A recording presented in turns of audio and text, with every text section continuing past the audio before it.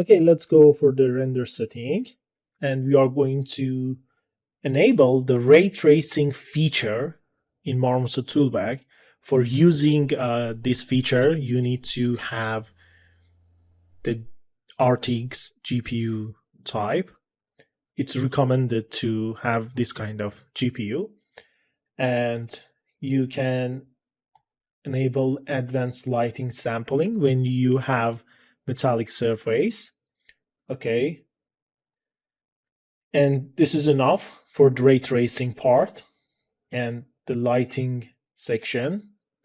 Let's go for the output. You can set a path for rendering destination, and you can change the resolution or just defining aspect ratio that you want. For example, I'm going to create a square render type.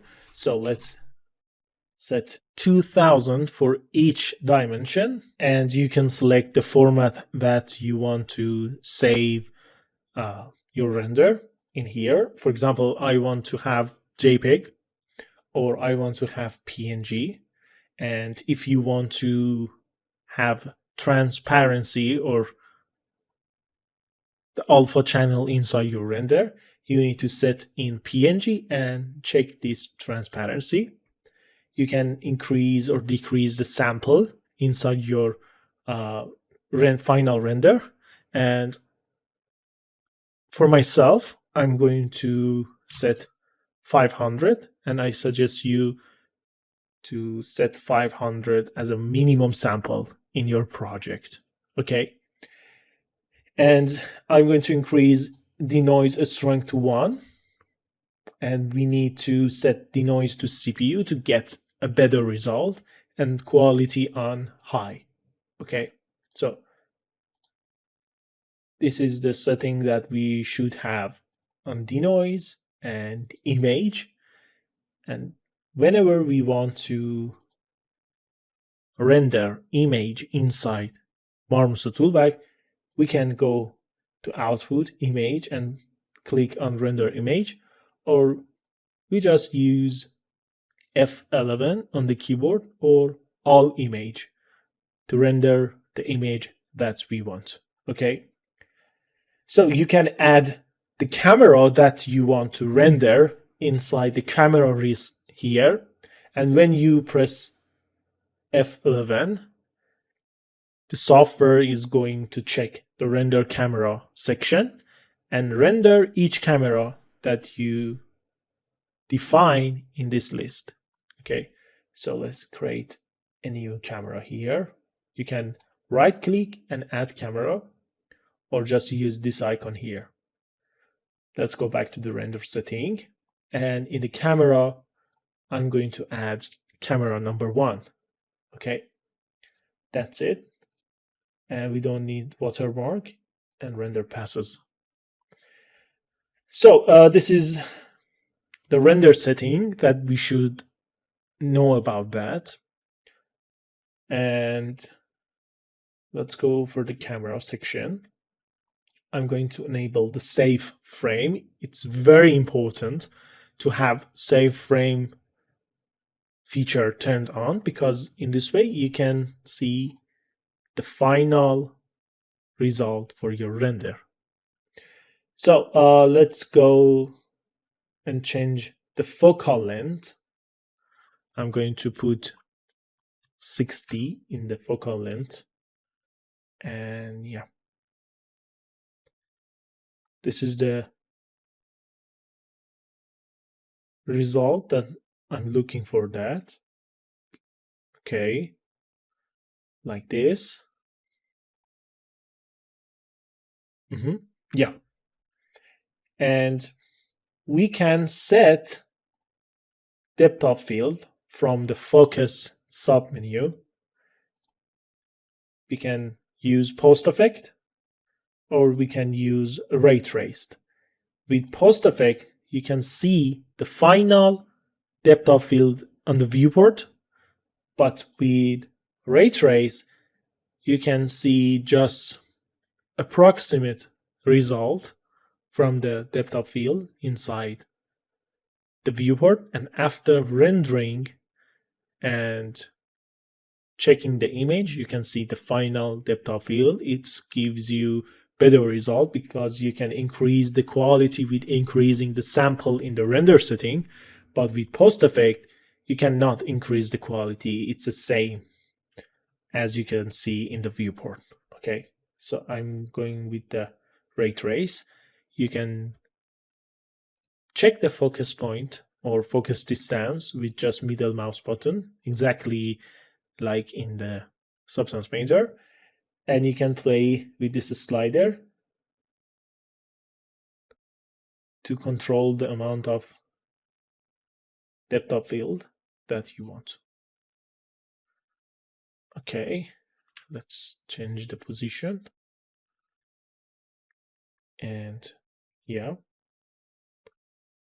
let's decrease the slider to 5.6 and let's change to post effect. Yeah, this is the final result. And let's change to ray trace and wait to render the viewport. And yeah, this is the final result, but we can increase the sample to avoid this kind of issue in here. Okay, we have distortion. You can play with the distortion amount in here. For example, making similar effect in fisheye lenses, but I'm okay with the 0 value. You can give chromatic aberration like this to the render. And let's go for the post effect. So in the post effect, I'm not going to use grain. So let's close the menu. I'm going to increase the sharpen to 1. You can do that in your post process software for image like Photoshop or anything else that you use. Okay, but I'm okay with the sharpen inside HowtoUseMarmosetToolbag. So let's increase the value to 1. You can increase it to something like 10, but it's not realistic, right? So let's keep it on 1. And you can set the bloom value. Okay, like this. You can play with the size of the bloom. You can turn on the vignette with this slider. You can increase the softness or decrease the softness. Okay, this is the result that I'm looking for. Okay, so vignette, bloom, sharpen. And now let's go for the color. In the color, we are going to change tone mapping from linear to aces. And when you set your material inside Substance Painter with function aces in tone mapping, you can get the similar result and color inside Marmoset as you have in the Substance Painter. Okay, so we set tone mapping to aces, and let's go to the curve, and I'm going to change preset to high contrast. So I have a high contrast image inside Marmoset. You can do all this setting inside Photoshop or any software that you like to use for photo editing. Okay, I'm going to increase the clarity to 1. This is kind of popping up the details in the texture at the final render. Okay, I'm not going to touch contrast center, and saturation, but let's set highlight, midtone, and shadow for creating a good balance image. I'm going to add a negative 0.2 value for highlight in most of my renders, and exactly the same value that we negative as highlight, we are going to add positive data value to midtone and the shadow. Okay, let's put 0.2 and 0.2. Okay, this is the setting. that we are going to use in the project, and exactly this setting I use them in 90% of my project. Okay, so that's enough for post effect and lens setting. I'm going to set the lighting condition inside MarmosetToolbag. Okay, we can choose any sky inside the library. For example, I'm going with the LA graffiti. Okay, it's okay. Let's increase the brightness to something like 3. That's enough. And I'm going to change the backdrop to color. And let's change color to dark gray. Okay, I think the depth of field, it's so strong, and we need to decrease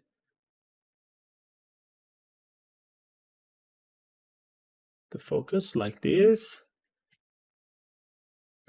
And let's change the chromatic aberration. Yeah, it's better. So when we want to change the rotation for HDR, we can use the same shortcut from Substance Painter with holding Shift and right key on the keyboard, on the mouse. Okay, so in this way we can change the rotation, and maybe we can use another HDRI. You can use custom HDRI inside Substance Painter. We just press on image and import your HDRI and use it inside Marmoset. Okay, so it's not mandatory to use the library, but I have the library, so I can use that. So for example, this one or this one. Yeah, let's increase the brightness to something like 3. And yeah. And now I'm going to add a shadow catcher for the model. Let's add shadow catcher here. Okay, with the shadow catcher, as you can see, we have the shadow in here. That's fine. And let's create our lighting inside MarmosetToolbag. So for creating lighting, you can do it in 2 different ways. The first one is click on this icon, and now you have light, and you can control this light with selecting the light and changing the rotation, the position, data for the light. You can create a viewport, a new viewport with this split viewport option. And I'm going to split the viewport in vertical way, as you can see. And instead of camera 1, in the first slider, I'm going to use light number 1. And now we can control the light in this way. Okay, this is one way.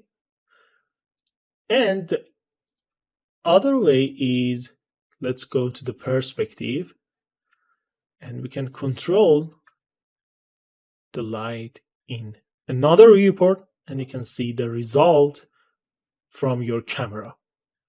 Okay, so we have 3 different light type inside MarmosetToolbag. Let's turn off the sky and play with the light that we just created. The first one is directional.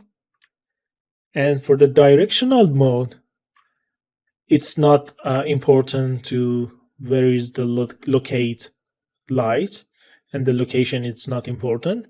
It's going to give you a light in certain direction with intensity, and the location, it's not matter. Okay, so we can increase or decrease the brightness, and we can just control the light with the rotation option, and we are going to use this kind of light very much. So in all project, this kind of control lighting and this type of light, it's very common. The second one is a spotlight. It means you have a location like this one, and from this position you are going to throw out the light in this cone. Okay, so we can increase the spot angle like this. You can control the brightness like this, and direction and the position of the light in this kind of light is very important. Let's duplicate the light. Okay, for light number 1 I'm going to use directional. Okay, let's disable the light number 2. And when we change the position of light number 1, which is directional light, the position, as you can see, it's not going to affect on the intensity and the light effect on the surface. But in light number 2, the position, it's so important. So when we make it more far away, the intensity is going down. And when we create a close position for the light, as you can see, the intensity is too much. So this is the second type of the light that we are going to use in MarmosetToolbag. And the third one is Omni light, or it's just like point light. Okay, so directional light, it's going to use the direction and give us the light. The spotlight is like from this position, we have this cone and we have the light inside this coin, and the position and the rotation, it's so important in this light. So position and rotation. In the directional light, we just need rotation or direction. But in point light, we have 360-degree lighting method. Okay, and the rotation is not important for this light. We just need to set the position or distance from our object. So let's go for setting this light. Okay, for example, we can set the light like this, and it's very important thing that when you using Omni type light, let's go for the transform and set the rotation to the 0 for each axis. In this way, you have perfect gizmo to setting up the light position. Okay, so the spot menu is not working for the spotlight. We can just setting the intensity, and for each light you have area shape section or feature. So with creating bigger shape light, you have soft shadow, as you can see in here. When your light, it's a small shape, you have sharp and edgy shadow. And when you create a bigger shape for your light with this slider, you have soft and nice shadow. Okay, for every light inside MarmosetToolbag, you have color feature, so you can change the color. You have temperature, and you can check the temperature that you want inside the light. You can turn off the cast shadow for each light that you want. Okay, so in this way you can have this kind of result. And that's it. This is all the thing that you need to know about creating light inside MarmosetToolbag. So let's create a simple studio lighting for this prop. And after that, we are going to discuss about other feature that we can have inside MarmosetToolbag.